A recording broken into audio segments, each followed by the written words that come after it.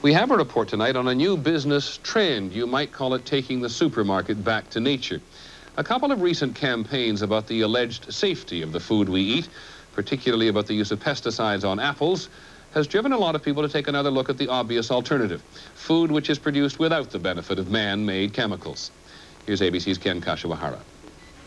From New York to California, major supermarkets are adding organic produce sections, responding to consumers who are demanding that their food be safe and who are willing to spend more. Do you know that you're giving your child and your family something that's not harming them? Do you mind paying more? No.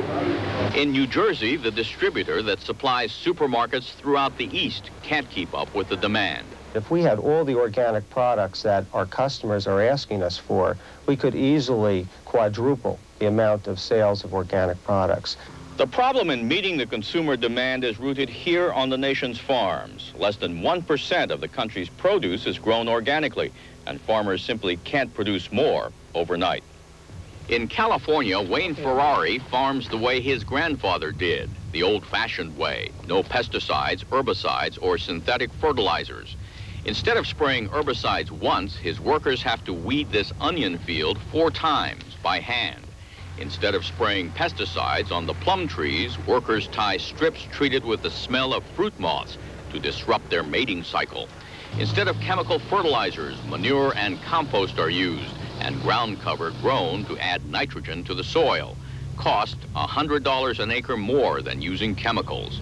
And organic farming is risky. Without pesticides, some insects can wipe out a crop. Everybody's been brought up on chemicals, and it's easy. It's a very easy way to farm. I mean, farming is difficult enough.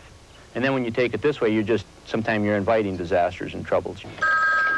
Still, the organization that certifies organic farmers in California says it's receiving 150 phone calls a day, many from growers who want to convert to organic. We're seeing the major agricultural players in the state of California calling us up and putting acreage in the program. Converting to organic takes several years, but more and more growers are betting the farm that the consumer demand they see today will be there tomorrow, that chemical-free food will remain a growth industry.